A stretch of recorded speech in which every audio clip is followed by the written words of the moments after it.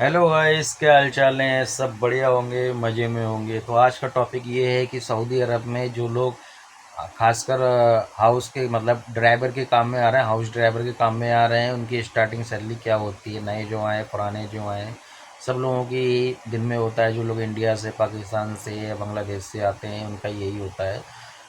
तो इसमें ये देखो, अपने अपने जो वीज़ा दे रहे हैं, अगर ऑफिस से ले रहे हो तो फिर 1400 से 1600 इतना होता ही होता है। अगर मान लो कपिल के अंडर में आ रहे हो, मान लो किसी कंपनी में आ रहे हो, जैसे आ, होती है कंपनी से ड्राइवर रेंट पे देती हैं, सप्लायर कंपनी होती है, उसमें सैलरी थोड़ी कम होती है। उसमें वही 1200 प्लस, मतलब 1400 1500 मैक्सिमम मान के चलो, नया बंदा जो आ रहा है। तो इसमें जो खर्चा जो होता है हमारा, 100 रुपये नेट का हो जाता है खर्चा। 200 रुपये, 300 रुपये, 200 रुपये अपना खाने पीने का हो जाता है, और बाकी 100 रुपये अपना जो ऊपरी जो खर्चा होता है वो रख सकते हैं। मतलब कहने का मेरा मतलब ये है कि आज की डेट में 1000 रियाल आराम से बच जाएगा। 1000 रियाल इंडिया का 23-24 हज़ार होता है। 23-24 हज़ार आराम से बचा लोगे। अगर थोड़ा अगर आप हल्के हाथ से भी खर्च करोगे तो 25,000 रुपये आराम से बचा लोगे। हाँ, कुछ लोग होते हैं गांव देहात के कि वो ऐसा वो ज़्यादा मतलब सब्जी उब्जी वीआईपी खाना नहीं खाते हैं, खाली दाल चावल पे या दालें फाले यही चीज़ खाते हैं। तो मेरे ख्याल से तो आप आराम से 28,000 30,000 बचा सकते हो। 28,000 या 26,000 आराम से बच जाएगा, अगर आप थोड़ा हल्के हाथ से खर्च करें, यहाँ के हिसाब से, यहाँ की लाइफस्टाइल से ना चुके अपने हल्के हाथ से खर्च करें।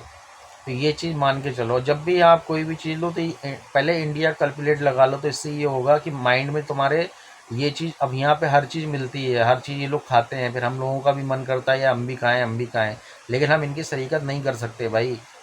ये चीज़ है।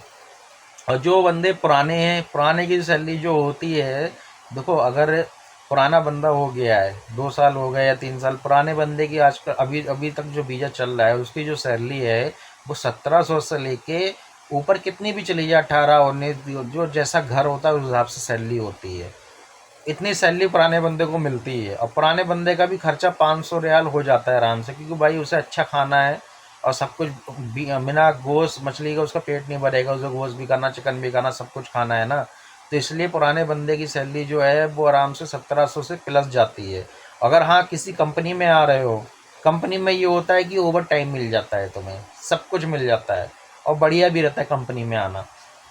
कंपनी में बस ये है कि सप्लायर कंपनी ना हो। और सबसे बढ़िया ड्यूटी जो रहती है ना, अगर ड्राइविंग के काम में ही आना है ना तुम्हें, तो फिर सबसे बढ़िया यही है कि होटल में जॉब करो। होटल में जैसे होते हैं ना वैलेट पार्किंग वाले, या फिर क्या बोलते हैं तुम्हारा फूड डिलीवरी वाले, इनमें आओ तो बेस्ट रहेगा तुम्हारे लिए।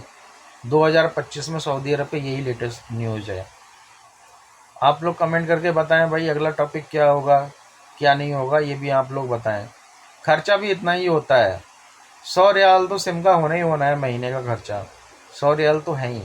100 रियाल तुम अपने ऊपरी खर्चे के लिए रखो, और बाकी 200 रियाल अपने खाने पीने के लिए रखो। वही 1000, अगर 1500 सैलरी है तो 1100 बच जाएंगे, 1400 सैलरी है तो 1000 रुपये बचेंगे, अगर 1600 सैलरी है तो 200 रुपये बच जाएंगे आराम से।